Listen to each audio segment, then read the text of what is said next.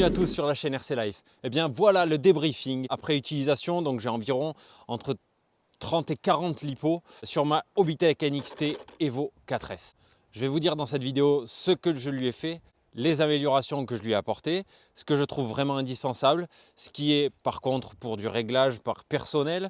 On va en parler ensemble. Alors pour commencer, qu'est-ce que j'utilise comme batterie? J'utilise la Lipo Connect 6700 mAh 4S, donc un pack 4S. Je n'utilise que cette lipo et je roule vraiment longtemps avec. Je ne m'attendais pas à autant de durée de jeu. Je l'utilise ma voiture uniquement sur ma piste, donc elle n'a rien vu d'autre que ma piste. Une piste avec des sauts plate, c'est que sur circuit. Je suis vraiment surpris par la durée de jeu, entre guillemets, de cette lipo. Donc c'est une bashing, elle est dispo sur le rclifeshop.com. Je vous mettrai les liens de ce que j'utilise dans la description de la vidéo. Attention, elle est en XT90, la NXT Evo 4S quand vous l'achetez, elle est en DIN. Donc il vous faudra souder ou une prise DIN ou alors rajouter un petit adaptateur dispo aussi sur le rclifeshop.com. Les liens, ne vous inquiétez pas, ils seront dans la description. On va passer à la voiture assez rapidement, la voici. En ce qui concerne la carreau d'origine, je la trouve vraiment superbe. J'adore la orange, je la trouve superbe. C'est une carrosserie RTR pré-peinte. Alors après, pas mal d'utilisation, on roule à plusieurs. C'est vrai qu'il y a des fois où il y a des gros impacts, il y a des tonneaux, et on se tape dedans à grande vitesse. Et la carreau, c'est sûr qu'elle prend un coup. Elle n'est pas explosée, mais bon voilà, elle a vécu, c'est normal. Elle est encore roulable parfaitement. Si vraiment je sens qu'on est trop et que celle-là, elle risque de prendre trop cher, je vais peut-être repasser sur celle-là. Quoique, c'est pas sûr, on en reparle tout à l'heure. Donc c'est une carreau qui, en hiver, aura tendance à casser comme tous les Lexans. Il fait froid, on joue entre 3 et 7 degrés. Là, il fait 5. Oui, j'ai froid. Il y a un léger vent, donc les plastiques, quels qu'ils soient, n'importe quelle voiture que vous allez utiliser n'aimera pas le froid, ça va rendre le plastique cassant, et le Lexan des carrosseries aussi. Donc, je ne suis pas mécontent du tout de cette carrosserie, elle a bien tenu, elle est encore utilisable, elle a des séquelles, c'est sûr, vous voyez, hop, bon, bah, c'est pas bien grave. Mais je suis passé sur la carrosserie de la NXT RR21 qui, elle, est en 1 mm d'épaisseur. Il me semble que celle-ci, elle est en 0,6, peut-être que je dis une erreur. Mais elle est plus fine. Celle-ci, c'est une véritable armure, elle est en 1 mm et elle va tenir beaucoup plus dans la durée, résister aux impacts. Attention notamment au froid et aux gros impacts. Le Lexan, c'est pas non plus de l'inox ou du béton armé. Donc, mais ce qui est sûr, c'est que la carrosserie de la NXT RR21 à peindre, vous pouvez la retrouver bien sûr aussi dans la description, je vous mets le lien. Elle tiendra plus, elle est en Lexan de 1 mm. Donc moi, je suis passé sur du 1 mm. Je parle vite de ma radio, j'ai enlevé la radio d'origine RTR qui est fournie avec, la KT2S ou 3S+, qui va parfaitement vous permettre de rouler avec. C'est une radio avec laquelle j'ai roulé en ligue de compétition, la radio d'origine de la NXT. J'ai quand même supprimé la radio et son récepteur d'origine pour mettre ma radio perso sur laquelle j'ai beaucoup de modèles différents et qui sera quand même que je préfère. Vraiment un confort bien mieux. Mais bon, ça c'est la Apsima CR4T et elle n'est plus commercialisée malheureusement. Mais donc ça c'est ma radio. Voilà quelle radio j'utilise pour ma voiture. Venons-en maintenant à la voiture. Alors, comme je vous le disais, carrosserie NXT RR21, plus épaisse, plus résistante. Lexan de 1 mm. Je l'ai peinte en jaune fluo, c'est pas trop les couleurs de la chaîne, c'est vrai, mais j'ai tendance à jouer en fin de journée et j'ai les yeux qui forcent, donc je voulais une couleur flash, donc jaune fluo, on la voit super bien. C'est une carrosserie bon, que j'ai peinte moi, c'est pas, voilà, je suis pas peintre en carrosserie RC, mais voilà, je la trouve sympa, elle est cool. Donc, jaune fluo, surtout pour mieux la voir et aussi parce qu'on est beaucoup à rouler avec la Evo 4S sur ma piste et c'est dur de la reconnaître. Il y a des fois où tu regardes ton pote parce qu'il prend un beau virage ou alors tu sais qu'il va se planter, tu veux rigoler et du coup ta voiture, tu l'oublies un peu et tu ne sais plus où elle est parce qu'il y en a 3 en même temps et wow, c'est laquelle la mienne? Bref, donc ça nous permet aussi de reconnaître nos voitures et ça c'est quand même important. Pour l'intérieur, je suis passé sur un cerveau de direction. Alors non pas parce que le cerveau de direction avait un problème, bien au contraire, mais j'étais habitué à mon XB8E X-Ray, mon ancienne voiture, qui avait, elle, un cerveau très rapide.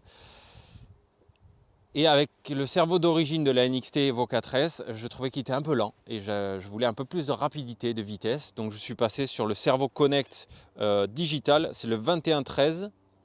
Alors la ref exacte, 2113 LVRX. Le lien est dans la description. Ça n'a rien à voir avec l'origine. Ça change la voiture.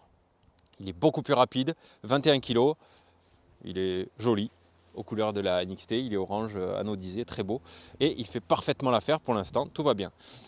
J'ai mis bien évidemment un palonnier alu. J'ai raccourci aussi un peu la barre de direction ici pour centrer le palonnier. Une modification que je trouve indispensable, c'est de... Ici vous avez le train avant à boules qu'on appelle, parce qu'ici il y a des boules. C'est d'agrandir la lumière dans laquelle se trouve chaque boule, de façon à ce qu'on puisse refaire la fin de butée de direction et de façon à ce que la voiture tourne plus. Comme de nombreux modèles chez la marque, elle ne tournait pas assez, je trouvais, donc c'était vraiment handicapant. Et lorsque j'ai changé mon cerveau de direction, j'en ai profité pour agrandir à la Dremel, agrandir d'environ 1 mm l'ouverture des boules ici sur les deux côtés, de façon à ce qu'elle tourne beaucoup plus. Et c'est vrai que ça change tout. Entre un cerveau beaucoup plus rapide et un angle de braquage plus grand, c'est extraordinaire, plus de problème. Enfin, c'était pas un problème, c'était encore un peu un réglage perso, mais je trouve vraiment qu'elle tourne beaucoup mieux. Pour la suite, c'est les amortisseurs d'origine que j'ai désanodisés avec du desktop. Vous retrouverez la vidéo sur la chaîne RC Live, c'est très facile à faire, c'est un peu long, mais voilà, c'était pour me faire une touche perso sur les amortisseurs et en faire des trucs qui à la base étaient chromés, qui se sont un peu ternis avec le temps, mais ils restent couleur alu, j'aime bien. Ici, on peut retrouver la puce du Lap Monitor, indispensable si tu veux améliorer tes temps. Petit clin d'œil à Franck. Donc la puce est là sur son support carbone. J'ai le combo moteur d'origine, donc toujours le moteur 2200 kV, le variateur 100 A, elle est d'origine. Pour le pignon moteur, j'étais très longtemps en 14. Je suis passé en 15 pour rigoler. Je ne sais pas si je ne vais pas redescendre en 14 parce que je l'exploite moins qu'avec le 14. Là, je suis en 15. Donc, je trouve que j'exploitais plus la voiture avec mon pignon de 14. J'étais plus, comment dire, là, j'ai un grand virage et j'arrivais à coller la gâchette, tac. Et là-bas, je lâchais. Là, en 15, je me dis, oh, ça va vite, il va falloir gérer. Et là, elle va limite trop vite pour ma piste. Je pense que ma piste est un peu trop petite. Ou alors c'est peut-être une adaptation, je vais voir. Je vais encore laisser une dizaine de lipo ou peut-être un peu moins le 15 pour voir si ça me convient. Et au pire, je redescendrai en 14 pour pouvoir vraiment apprécier mon roulage. Je l'apprécie quand même, mais je sais pas, on va voir. Parce que du coup, je vais plus vite que mes potes et c'est pas mal. Mais voilà, le truc c'est que je vais plus vite en ligne droite et sur les bouts assez longs avec mon pignon de 15, plus vite que mes potes qui sont en 14. Mais eux, ils vont gagner du temps dans les parties techniques parce que c'est plus exploitable. Donc, je ne sais pas, je vais voir. Donc moi, actuellement, là, je suis en pignon de 15 et couronne d'origine. L'aileron, c'est tout simplement l'origine que j'ai destiqué. J'ai enlevé les stickers. Je gardais les stickers quand j'avais ma carreau orange. Mais là que je suis passé sur une carreau fluo, j'ai enlevé les stickers. Du coup, dessous, c'était neuf. Aucun problème avec l'aileron qui est, même par temps froid, il a du flex. Il est vraiment super. Les pneus d'origine. Ceux-ci, voilà, ceux-là, alors ils sont très bien par temps très boueux, très gras. Je vous rappelle que la voiture est fournie avec un pignon moteur de 10, donc elle ne va pas aller vite, elle ne va pas aller très vite. Ici avec un pignon de 14 ou de 15, les pneus ils vont ballonner beaucoup plus, ils auront tendance à se décoller et après c'est mort, le pneu il se décolle, la terre elle rentre, pour les recoller c'est un peu galère. Donc faites attention, c'est bien par terrain gras. Attention aux grandes accélérations. On va dire qu'avec le pignon d'origine, si vous ne modifiez pas la voiture, ce sera parfait, vous n'aurez aucun problème. Mais si vous commencez à monter les dents du pignon moteur, attention, ils ne sont pas faits pour prendre beaucoup de tours. En 6S, c'est impensable, ils vont éclater. Et en 4S, allez-y tranquille. Sinon, sur terrain gras, ils sont redoutables. J'ai essayé de nombreuses marques et de nombreux profils de pneus pour cette voiture. Là, actuellement, je suis équipé du Sismic Bandy 1525. Ils sont très bien, presque extra. Je les aime beaucoup. Je suis habitué au Hot Race Miami en soft. C'est un pneu que je connais, comme vous le savez. Il y a le H-Block aussi, le Pro Circuit H-Block, que j'aime beaucoup aussi. Et je pense qu'après cela, je vais revenir sur du H-Block ou du Hot Race Miami parce que parce que c'est plus simple pour moi, pour diverses raisons, mais aussi parce que je connais les autres pneus et je les aime beaucoup. On verra pour les pneus, on verra ça plus tard. En tout cas, très satisfait du Bandit, du Sismic Bandit. C'est un pneu que j'aime beaucoup. Donc voilà ce qu'il en est pour les pneus. Pour les différentiels, je suis en 10, 10, 3.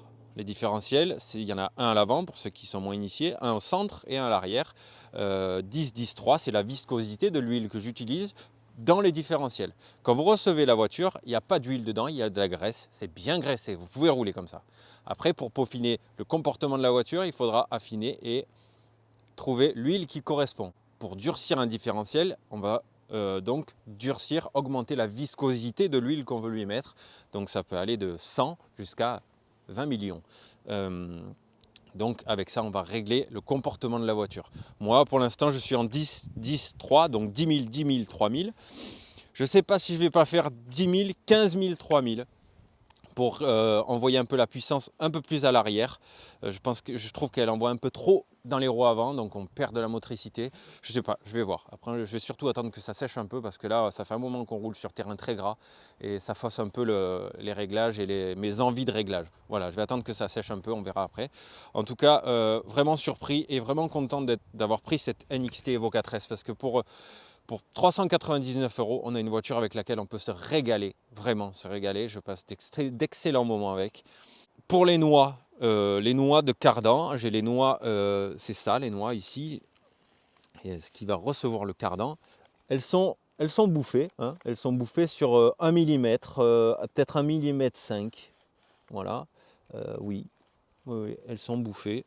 Ça me permet complètement de continuer à rouler et je ne suis pas prêt de les changer pour l'instant. Donc oui, il y a de l'usure, c'est normal. Pour l'instant, elle se mange un peu. Les cardans, tout va bien. Les noix, je passerai sur les noix renforcées dès que j'en aurai besoin, dès que je vois que ça y est, ça devient du n'importe quoi. Pour l'instant, j'en suis loin. Oui, je vois qu'il y a un petit U où le pin du cardan il rentre dedans. D'environ, voilà, allez, 1 mm, 1 mm 5. Là, ici aussi, ouais, un peu partout en fait, hein, tous. Ouais, tous. Entre 1 mm et 1 mm 5. Voilà, bon, il y a de la marge avant de changer la noix, il y a de la marge et elle a environ voilà, entre 30 et 40 lipots. Voilà, je roule quasiment 2 lipots par jour. Pas tous les jours, mais je roule très souvent. Voilà. En huile amortisseur, j'ai mis 450, 450. C'est très bien. Je vois pas rien à modifier pour l'instant. J'ai eu oui, j'ai remis la carreau. Parce qu'elle a froid. J'ai cassé la cale avant en alu, la cale d'origine. On a une cale grise en aluminium avec des clips. Elle est équipée du kit cale renforcé, donc qui comprend la cale avant, arrière et les deux axes, ainsi que les inserts. Donc j'ai mis le kit cale renforcé à l'avant. Plus aucun problème. J'ai tapé, je crois que j'ai tapé un rondin sur la piste assez fort et tac, ça a pété. Bon, je m'y attendais un peu. Après, bon, c'est normal, j'ai tapé, j'ai cassé. Bon, j'ai renforcé et plus aucun problème, ni de jeu, ni de triangle, ni rien. Sur des mauvaises réceptions, j'ai ici le support aileron. Alors après, je vous rappelle qu'on joue entre 3 et 7 degrés. Il fait très froid. On joue assez longtemps, donc le plastique il refroidit vachement et il devient cassant, ce qui est normal. Ce sera pareil sur toutes les voitures. Ici, là, sur le support amortisseur arrière, il y a 2 barres. J'en ai perdu une et celle-ci, le pas de vis, il s'est bouffé.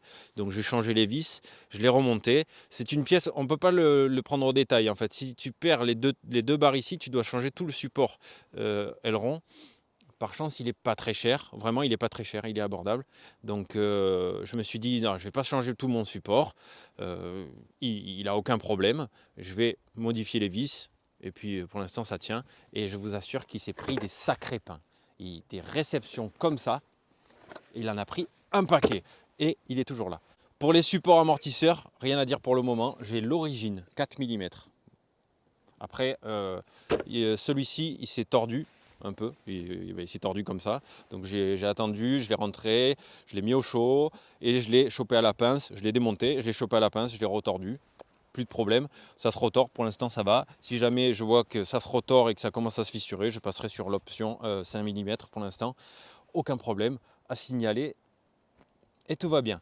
Les amis, On va se quitter là-dessus. Voici mon retour sur la NXT Evo 4S de chez Hobbytech que j'utilise. Je vous souhaite à tous un bon roulage, prenez soin de vous et à très vite sur la chaîne RC Live. Ciao!